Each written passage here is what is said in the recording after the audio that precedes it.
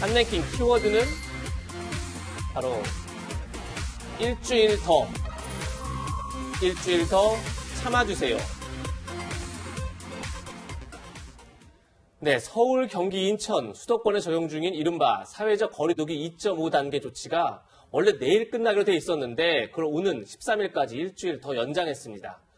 코로나19 확산세가 다소 진정되긴 했지만 아직은 고삐를 늦출 수 없다 이런 판단 때문일 것 같은데요.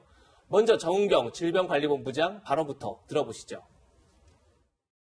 사회적 거리두기 2단계 조치가 연장이 되었습니다. 하지만 현재 시점에서는 유행의 수준을 좀 더 확실하게 억제하지 않으면 언제든지 이게 용수철이 튀듯이 확진 환자가 급증할 수 있는 그런 위험한 상황이기 때문에 확실하게 유행을 통제하는 게 필요한 상황입니다. 네, 신상엽 전무님께서 보실 때 지금 수도권 거리두기 2.5단계를 일주일 연장하겠다. 적절한 조치라고 보십니까?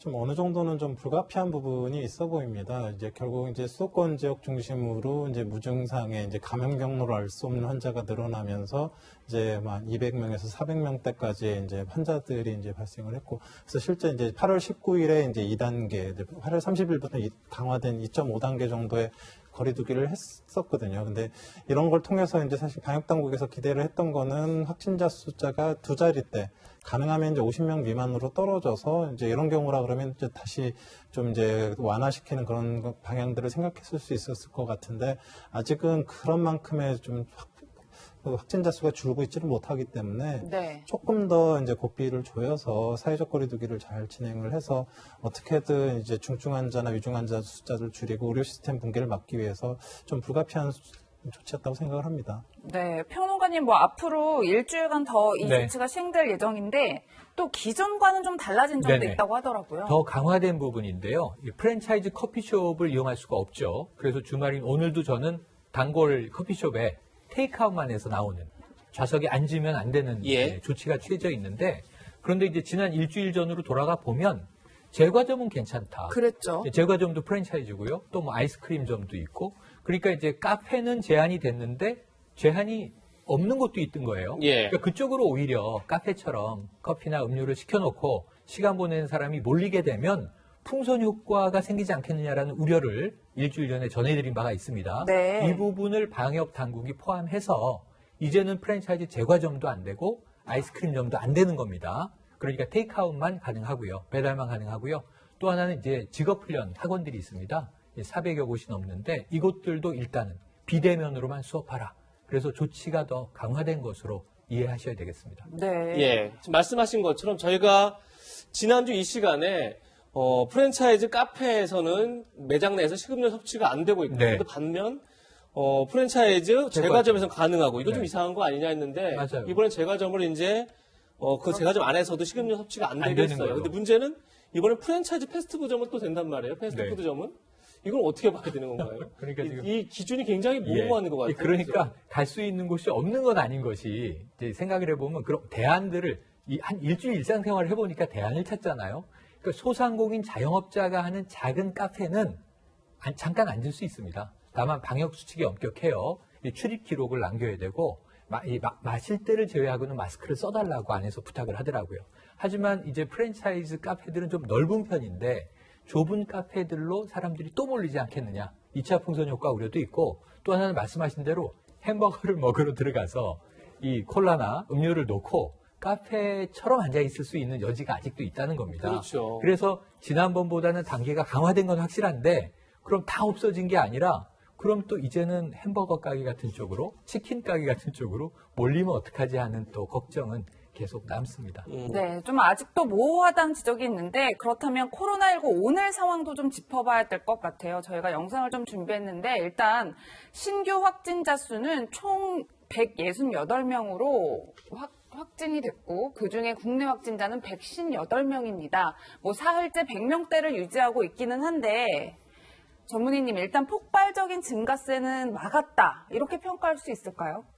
뭐 어느 정도는 이제 사회적 거리두기의 효과가 나타나고 있는 거는 이제 맞습니다. 근데 아직도 이제 그 뭐 사랑제일교회 관련이나 이제 광화문 도심 집회 관련된 소규모 유행들이 계속 나타나고 있고 그 관련된 N차 감염에 대한 유행들이 완전히 지금 불이 꺼진 상태가 아니기 때문에 지금의 그런 유행들 또 지금 지역사회에 또 숨어 있는 또 이제 조용한 유행들을 어떻게 관리하느냐에 따라서 두 자리 숫자로 내려올 거냐 마냐 이제 이런 기로에 서 있고 그런 상황에서 이제 사회적 거리두기를 좀 완화하지는 못하고 있는 그런 상황으로 보입니다. 네. 네, 확진자가 좀 줄긴 했는데 지금 화면 보시는 것처럼 사흘째 100명대가 됐죠. 지금 195명, 198명, 168명까지 어떻게 보면 이제 좀 많이 안정화됐다 보이는데 네. 제가 볼 때 가장 큰 문제가 감염 경로를 알 수 없는 환자가 23%나 된다. 네. 이렇게 되면 전문의께서도 역학조사를 해보셨지만 역학조사 거의 안 되고 있다. 이렇게 봐야 되는 건가요? 지금 감염 경로를 모르는 환자가 늘어나고 있다라는 건 이제 크게 두 가지의 이제 문제가 있습니다. 하나는 이제 방역 당국에서 놓치는 그냥 통제 바깥에서 환자가 발생하고 있다라는 게 하나고요. 또 하나는 그 확진자들의 진단이 늦어진다는 부분들이 또 하나거든요. 근데 이 코로나19의 특징이 이제 무증상기에 감염력이 있는 것도 특징이지만 감염 이후에 5일 정도간 굉장히 바이러스 배출이 많고 감염력이 가장 높아집니다. 네. 그러니까 초기 단계에 얼마나 빨리 격리를 해서 지역사회에서 이제 격리를 시키느냐가 굉장히 중요한 관건인데 늦게 진단이 되고 방역 통제 바깥에서 나타난다라는 거는 그 확진자로 인한 그 지역사회 유행의 우려가 지금 높은 상황이라고 이제 보게 되는 거거든요. 특히나 지금 60세 이상 어르신들 같은 경우는 증상이 나타난 지 한 일주일에서 열흘 정도 사이에 위중증 환자로 갑니다. 예. 빨리 진단이 되지 못하면 위중증 환자로 가기 직전이나 위중증 환자인 그런 증상이 생긴 상태에서 감염이 되면 또 이게 또 그 어떤 사망자 수가 늘어날 수 있는 그런 부분들이 있어서 결국 이제 방역 당국의 통제만으로는 국민들의 안전을 담보할 수가 없기 때문에 국민들의 노력을 더한 그 사회적 거리두기가 이제 갖춰져야지만 이 유행을 이제 조절할 수 있겠다 해서 지금 이 이제 사회적 거리두기가 유지가 되고 있는 거라고 보시면 될 수 있습니다. 네, 뭐 앞서서 그 위중증 환자 얘기를 해주셨는데 저희가 좀 그 수치를 정리를 해봤어요. 오늘까지 159명 정도가 되는데 지속해서 늘고 있는 추세인데 가장 큰 문제는 아무래도 병상 부족을 짚어볼 수 있을 것 같아요.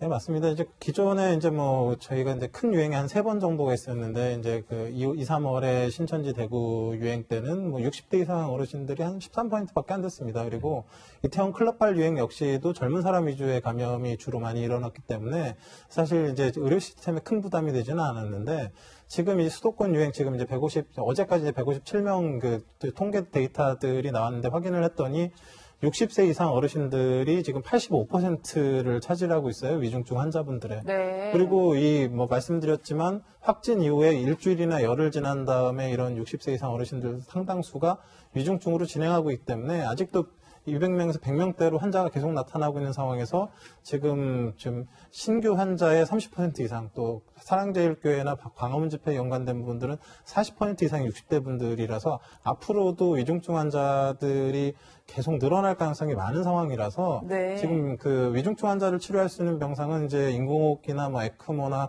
그 투석기 이런 것들이 구비가 되어 있는 그 쉽게 만들 수 있는 병상이 아니기 때문에 네. 지금의 의료 자원을 잘 활용하지 못하면 결국 중증 환자분들, 위중 환자분들이 제때 치료를 적절하게 못 받는 그런 상황이 벌어질 수도 있는 그런 우려가 있습니다. 네. 네, 코로나19가 장기화되면서 아무래도 가장 시름이 깊은 게 자영업자가 아닌가 싶은데요. 소영수 국장님, 최근에 스스로 목숨을 끊는 그런 안타까운 사연도 있었다고요? 예, 참 안타까운 사건인데 지난달 30일에 이제 경기도 안양 평촌에서 이 노래바를 운영하던 60대 자매가 극단적인 선택을 해서 언니는 다행히 이제 목숨을 건졌습니다. 이렇게 좀 한 2칸 정도로 소규모 운영하던 그런 노래바인 것으로 알려졌는데 결국 이게 이제 뭐 노래방, 노래바 또 뭐 PC방 등등이 자영업자로서는 이 사람들이 오지 않으면 이거 뭐 다른 방법이 없지 않습니까? 그렇죠. 이미 굉장히 길어지고 있는 상황에서 또 다음 주까지 연장이 됐기 때문에 굉장히 현실적인 타격으로 다가오고 있고 이 60대 자매 같은 경우도 이 코로나로 인한 경제적인 어려움 이런 것들 때문에 이제 극단적인 선택을 했다는 그런 걸 남긴 것으로 알려지고 있기 때문에 네. 이 지금 뭐 재난지원금 문제도 논의가 되고 있지만 좀 신속하게 그리고 적합한 곳으로 좀 적절한 금액이 좀 빨리빨리 지원이 돼야 그나마 이렇게 어려움을 겪는 자영업자들이 조금이라도 좀 위로를 받지 않을까 하는 생각이 듭니다. 네, 코로나19로 인한 경제적 피해도 상당한 것 같은데 상황이 이렇다 보니까 2차 재난지원금을 둘러싼 논의도 뜨겁게 진행되고 있습니다. 김용범 기재부 1차관은 소상공인 지원에 집중하겠다는 의견을 내비쳤습니다. 목소리 들어보시겠습니다.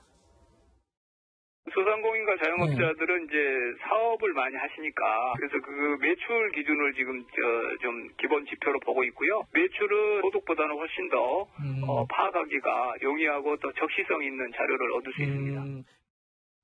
네, 최영일 평론가님, 지금 들으신 것처럼 정부는 네. 선별 지급 쪽에, 그러니까 네네. 어려운 소상공인을 지원하는 쪽에 이렇게 포커스를 두는 것 예, 같고, 예.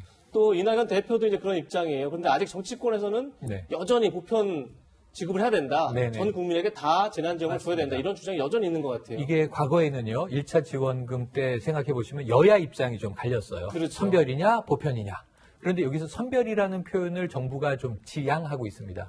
뭐냐면 과거에 100%든 70%든 잘라서 경계를 끊어서 주는 것을 일괄지급이라고 한다면 일괄지급 없다는 거고요. 예. 이번 경우에 이제 핀셋 지원이기 때문에 예. 맞춤형 지원 이 표현을 쓰고 있는데 그래도 어쨌든 보편은 전 국민 다 주자는 거죠. 지금 이 민주당을 보면 이재명 경기지사의 경우에는 여전히 보편적으로 전 국민에게 다 줘야 한다 이 주장을 하고 있고 그러다 보니까 같은 당 내부에 이게 여당 내에서 좀 입장이 엇갈리는 분위기예요. 예. 네. 이낙연 당대표도 이 전당대회 과정에서는 선별을 주장했었고 지금 신동근 의원하고 좀 설전이 있는데 신동근 의원이 계속 지금 방향은 정해져 가고 있는데 너무 이제 개인적인 입장을 강하게 피력하는 것 아니냐 하는 이제 비판을 또 한 겁니다. 그래서 저기 보시면은 참 딱하네요.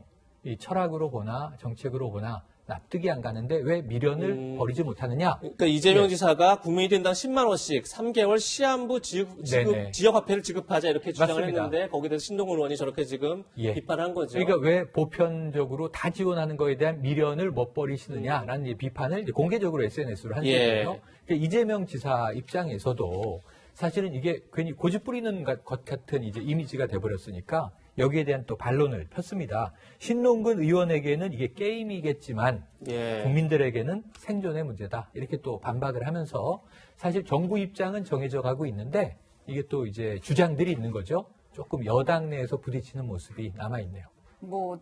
내일쯤 구체적인 윤곽이 나온다고 하는데 또 이런 가운데 이번 추석 연휴가 코로나19 확산의 또 다른 기폭제가 되는 것 아니냐는 우려도 나오고 있습니다. 정은경 본부장의 의미심장한 발언 들어보시겠습니다. 역설적이지만 코로나19 시대에 연대하는 방법은 모두가 흩어지는 것이며 사람 간 거리를 두는 것입니다. 반복해서 강조 말씀을 드리지만 사람 간의 접촉을 줄이는 것 이외에 지금의 유행을 통제할 수 있는 방법은 없습니다. 네, 전문의님 일단 국민청원에는 이번 추석에 장거리 이동 제한 조치를 해달라는 청원까지 올라오고 있는 상황인데 또 본부장님 말씀에 따르면 좀 흩어져야 된다. 저희가 어떤 의견을 따는 게 맞을까요? 결국은 이제 흩어져야 되는 게 맞죠. 이제 뭉치면 살고 흩어지면 죽는다가 아니라 거꾸로 이제 뭉치면 큰일 나고 이제 ht어져야 사는 이런 상황이 어찌 보면 벌어졌는데요. 네. 이 코로나19가 이제 굉장히 전파력이 이제 높기 때문에 지금 재생산 지수라고 질병관리본부에서 최근 수도권 지역을 계산해 봤더니 한 1.5라고 얘기를 해요. 그러니까 한 명이 1.5명을 감염시킬 수 있는 능력을 갖고 있는 그런 유행이 계속 진행하고 있기 때문에 유행은 확산밀로라는 그런 상황이거든요. 근데 사회적 거리두기를 통해서 한 명이 한 명 반 이상을 감염시킬 수 있는데 한 명도 안 만나면 유행은 이제 지속이 될 수가 없지 않습니까? 그렇네요. 이제 명절을 중심으로 이제 수도권 지역의 무증상 감염자들이 이제 고향에 가서 그 각 지역에서 혹시라도 어르신들이나 이 지역 사회를 감염시키게 됐을 때는 수도권 유행이 아니라 전국 단위 유행이 될 수 있는 그런 우려가 있기 때문에 이제 이런 부분들을 얘기하고 있는 건데요. 그러니까 그 흩어진다라는 의미가 이제 사람 많은 곳에 가지 않는 그런 흩어진다는 네. 의미라는 걸로 보시면 될 것 같고요. 네. 그래서 이제 사실 이제 중국의 우한에서 이제 코로나가 유행할 때도 춘절을 중심으로 사실 중국 전역으로 퍼졌던 그런 것들이 있기 때문에 지금 일부에서는 락다운 얘기까지도 하고 있지만 락다운까지는 아니더라도 어떤 형식으로든 뭐 명절에 이동하게 됐을 때에 그 과정상에서 사회적 거리두기를 잘 지켜주지 않으면, 그러니까 그 이동하는데 뭉쳐서 밀집돼 있고 막 너무 막 밀집된 그런 상황들에 처하지 않는 그런 상황들을 명절에 만들어줬으면 좋겠다라는 그런 바람을 이제 정은경 본부장이 얘기했다고 보시면 될 것 같습니다. 네. 그럼 전문의께서는 어떻게 이동 제한 조치 필요하다 이런 입장이신가요? 글쎄, 그 이동 제한 조치라는 게 이제 뭐 이건 굉장히 강제적이고 이제 어떤 어찌 보면 이제 자유를 억압하는 부분들이 있기 때문에 좀 신중해야 된다고 보고요. 하지만 이제 어찌 보면 더 중요한 거는 이런 것들이 필요하다는 걸 국민들이 인식을 하고 자발적으로 네. 그 자가격리 또는 사회적 거리두기에 잘 동참하는 그런 부분들이 더 중요하다고 생각을 합니다. 네. 네. 이런 가운데 걱정이 또 하나 있습니다. 소 국장님, 네. 추석 연휴와 맞물려 있는 10월 3일 개천절에 보수단체가 또 집회 신고를 또 냈습니다. 물론 경찰에서는 이제 통고 금지를 했다는데 지난번처럼 일부 단체에서는 행정소송을 걸겠다. 그래서 집회를 하겠다. 이런 얘기가 있는데 지금 화면에 보시는 것처럼 10월 3일 어게인 이렇게 붙어 있죠. 2시에 광화문 광장에 모이자. 그러면 더 우려스러운 게 밑에 오면 핸드폰 오프. 그러니까 추적이 안 되게 핸드폰을 꺼야 한다. 이런 이제 홍보 문구까지 넣었던데 소국장 이거 어떻게 해야 되나 이거? 일단 뭐 주최 측에서는 우리가 만든 게 아니다 이렇게 이제 부인을 했는데 지금 일단 자유연대라든지 우리공화당 산하 단체 등이 이 광화문 또 효자로 을지로 등등에서 2,000명에서 3만 명까지 집회를 하겠다 이렇게 해서 남대문 경찰서에 집회 신고를 접수를 했습니다. 근데 경찰은 일단 이거 불허하겠다 이렇게 입장을 밝혔어요. 지난번에 광화문 집회가 결국은 이 코로나19가 전국으로 확산하는 그러한 기폭제 역할을 한 그런 측면이 있기 때문에 네. 이번에 또다시 10월 3일이면 조금 이제 지금 방역당국과 국민들이 열심히 노력하고 있으니까 그때쯤 되면 조금 지금보다는 낮아질 가능성이 있는데 그때 또 대규모 집회가 이 광화문 일대에서 개최가 된다면 지금 같은 이 상황에서 어떻게 또 확산될지 알 수 없는 그런 불안한 상황이기 때문에 경찰은 불허하겠다라고 입장을 밝혔고 아마 주최 측에서는 지난번처럼 5개 집회 금지 통고 처분 취소를 아마 법원에 이렇게 내면서 집회 허가를 받으려고 노력을 할 텐데 법원의 움직임도 아마 지난번과 좀 다를 가능성이 좀 있지 않나 이번 같은 경우는. 그리고 기본적으로 지금 상황 자체가 코로나19와 온 국민이 좀 싸우면서 조심하고 있는 이런 상황이기 때문에 이 집회를 대규모로 개최하려는 그 생각 자체를 좀 주최 측에서 바꿨으면 더 좋지 않을까 하는 생각입니다. 네, 전문의님 저희가 해외 뉴스를 좀 보던 중에 조심해야 될 부분이 있을 것 같아서 소개를 좀 해드리는데 한 여성이 손에 그 세정제를 바른 채로 촛불을 켜다가 화상을 입는 일이 발생했더라고요. 보시는 것처럼 좀 저희가 주의해야 될 점이 있을까요? 지금 손세정제의 주성분이 이제 알코올입니다. 보통은 70% 내외의 알코올로 이제 손세정제를 만들고 최소 60% 이상의 알코올이 함유가 되어 있습니다. 그렇기 때문에 그 인화성 물질이 이런 손세정제에 닿게 됐을 땐 당연히 불이 붙을 수밖에 없고 네. 통에 옮겨 붙으면 이제 폭발을 할 수 있는 그런 위험이 있습니다. 그렇기 때문에 어떤 뭐 인화성 물질이나 뭐 요리를 하거나 이런 때에 이렇게 뭐 손세정제를 바르시는 경우가 있을 수는 있을 것 같은데 반드시 잘 설령 바르시더라도 다 날아간 다음에 이런 물기가 남지 않은 상황에서 그런 요리들이나 이런 불을 다루시는 작업을 하시지 않으면 화상을 입으실 우려가 있어서 조심하셔야 될 것 같습니다. 네. 코로나 소식 여기까지 다루겠습니다. 신상엽 전문의과는 여기서 인사 나누겠습니다.